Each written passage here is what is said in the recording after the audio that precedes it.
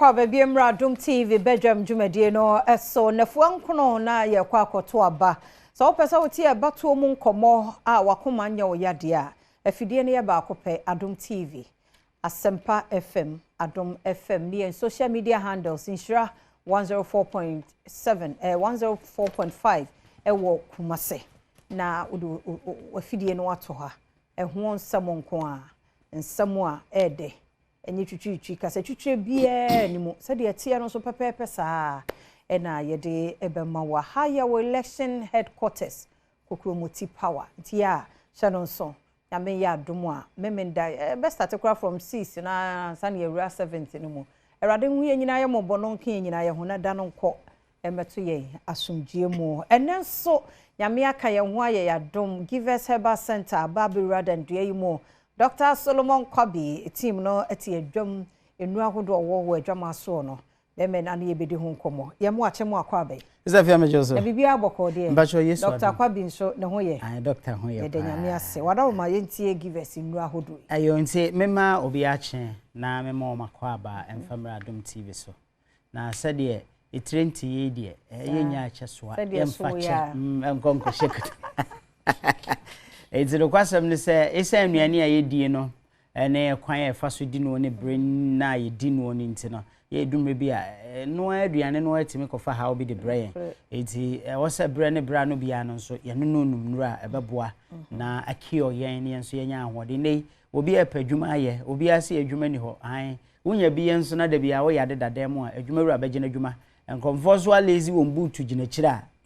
omo etwen se wo be free ho as a reserve player no wo free ho sesi a obi ba be hyem ya wan hwekro no wonim bosnem obeye adwuma no esene wo na nso ebi a wo ahumobro bi ni nyame adom bi nti no wanyate ho etimesra wo no maduro pa na emmoa wo brofo duro a wo num ni nyina me de Dr. Solomon Kwabisi wo betimi anom na emom wo num amabre kakra ntom ebre ni tomu afi givers yenu ahodo ni nyina nso wo betimi anom ya ebesa wo yade pa etimi kita duro ya ba ma bi aso ni sisi ewo ho eno any givers cool capsules we no eboa ema entine mu aye mmere no ahoden bam wankasa onuane a wudie no sade eti digest no etimi digest ye nka onipa bia wudidi a within 24 hours wo se eye adwuma woni padua no mu ane na mu aye de wo se eye na afi de enye no eye excreta na se agyanan no eno aba besene ko wudie ne de 24 hours na besene na awotwe abesene bosome wo so de wo de hyehye no aye kese yade eno ntine dume bi a wo kasa na pampan wo dume bi abesode anopa no na obofuno wonni aduane bi anase bibia anya wode ezo obi akasa ho ana aboafu tie na hye no nso se nipadua no ede nam a yekoye ba ni nyina no entini no emu na enuane ni nsuo ahodo no efa na wontini mu sisi a ebede ne nuro enuane ani nsuo no atimi aye adwuma ewo mu eba ne sa na problem na de abra wo dumre bi a na waye tititi won se wo maso enye yie wonan epoapoa wo se wo bi na ato aduro enye sa flames ne amamman no no ni nyina no firi nuane ahodo ayedie na entimi digest na che wodi padua no mu a na afi create that mess no e de amount ti kope give us cool capsules na tonom oba bi on mo tidwom nko a wotena se a 24 and hour 7 hours 8 hours 10 hours no wote ho on so de krampo sebe enko ba bia usisi no eye entini eno na ye joint no a je se ekọ upper body ne lower body no ekitamuo eti se ahomre ba ho no mo a the problem be na bro no give us cool capsules ababu asiesie entinu beda ho ama ahoden aba oni padua no emu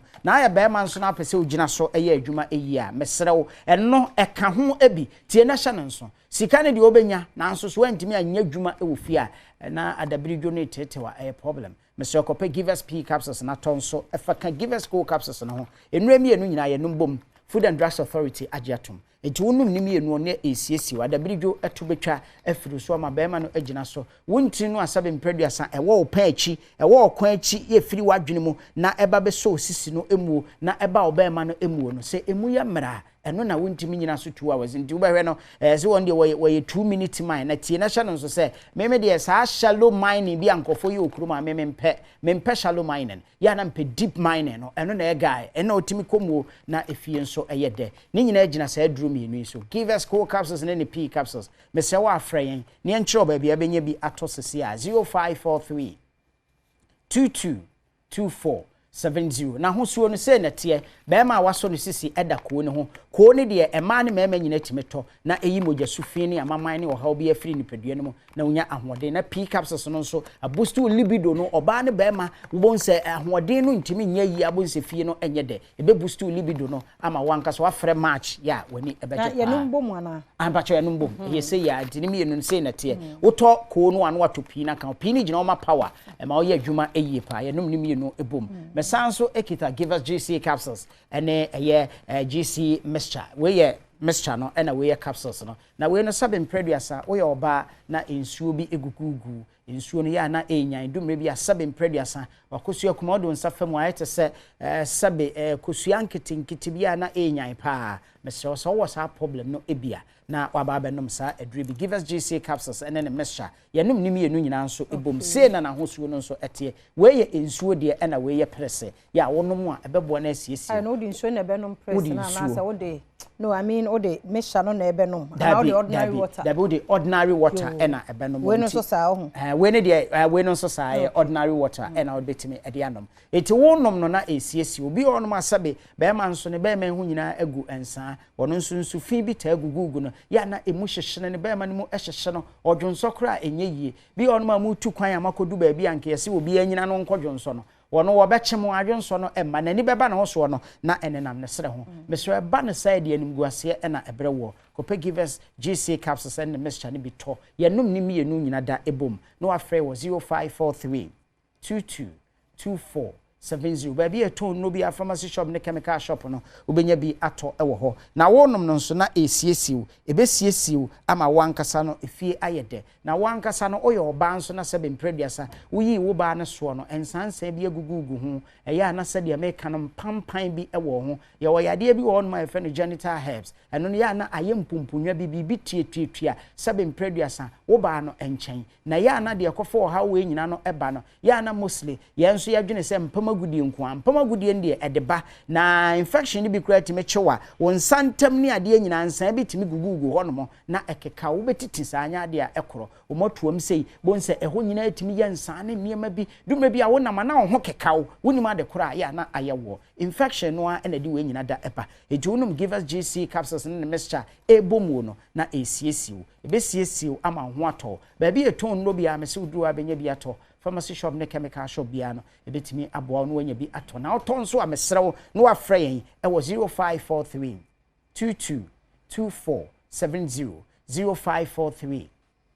222470 na give us a mixture we GC mixture we no component bi wo mu a Dr. Solomon Kwabi na doctor for no share da ya we no eboa wo ema wankasa sabe wo ye oba na wase kwan eso a ebetimi ama na ye ketewa bi ede ama onye ketewa bi se ekwete se akwada de na emum obe secondary virgin ebe boa wo na efie nso ayede mesrew ema ohaw bia entete wo dwopo ana wo pante no a wo hye no usi a mesrew afa san awiem na se infection bi achewa na awia no eboso ana se wo de se unni adagye ewo fie de besan awiem a wo be sha mesro ya ato ebetimi aboa wai na entotwe nyina da aye fine ti so wo how bia ya aye infection sem aye ohaw ni atete ene amane bi ewo fie ama wankasa kora na 7 producer wo da sode ano pa pampan a efiri wase eba no enya num give us GC capsules na mixture no ebi se no bi adoso am yesi wo fa wo wase fa ye senti ye nua no ma no etie nkrofo bi afutuo nde wonsa ewurewure wase ede ye niema bi a ensem fata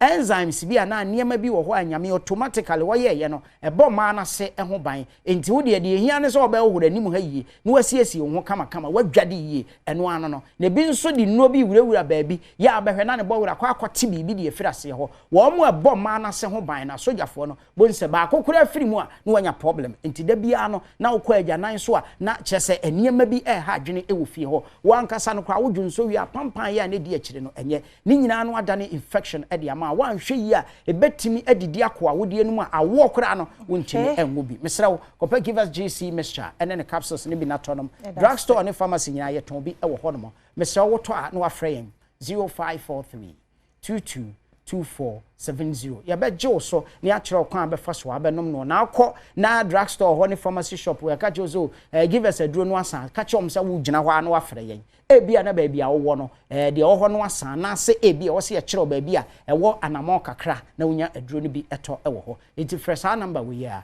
0543 222470 0543 222470 yabaje ofeso na ya kire ba bia obenya bi ato na ebia nsem bi nso hawo ne ateti bi nso ewo ho no ewo se ebo ebebo na one way infection obema na kure betimi amana dawo obema na betimi amana ye dobregon ebeti atofom a adwuma ewo se ye no entimi enye nti ne ya wo sa problems nyina ebi odwonso ne nye ye bi odwonso kra ne moja eba mesrew 0543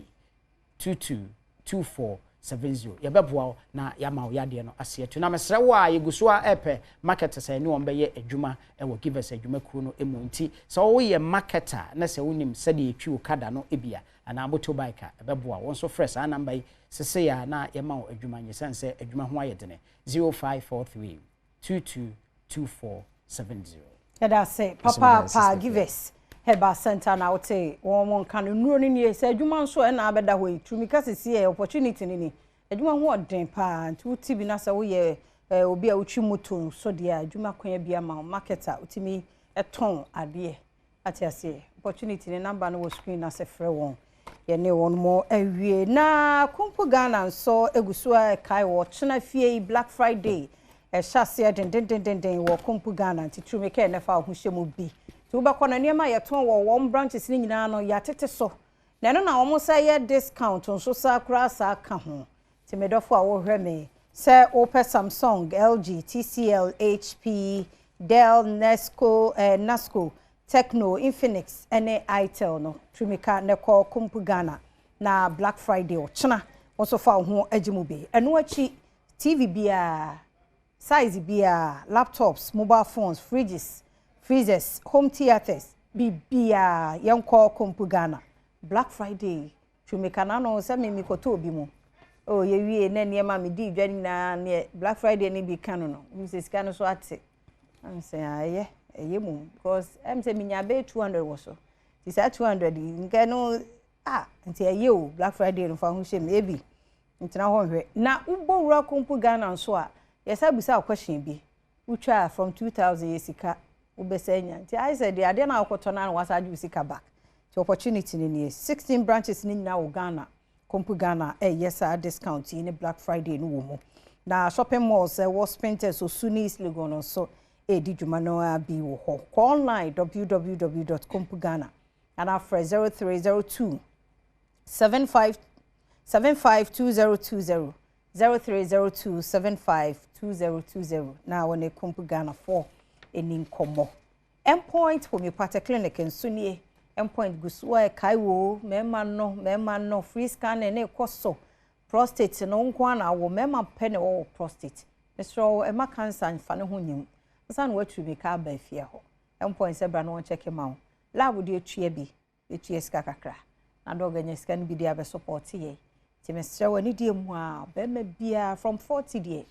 eni agro na kwa from 35 boram na kwa ye scanning no endpoint Emma no so wanya ye mu yenko check ya wudi mu hwese bibia ye kama infections timi si awo ho kwan yenko endpoint one branch is in Accra Sprinters e was Shell signboard Kumase Kronma Boahia Angel Educational Complex ono won ye ebo ho Takrade nso ye Anaji Estate Tema County 22 endpoint wo ho Techiman Henswa endpoint wo ho Eziamanzama endpoint wo ho Fredog was 0244 867068 0244 867068 and 0274 234321 endpoint homeopathic clinic or say the end to chronic disease and abusia yi de wa woda ye me boss ke na di ne birthday enne nipa dodo no edi wono awoda na me special person boss abu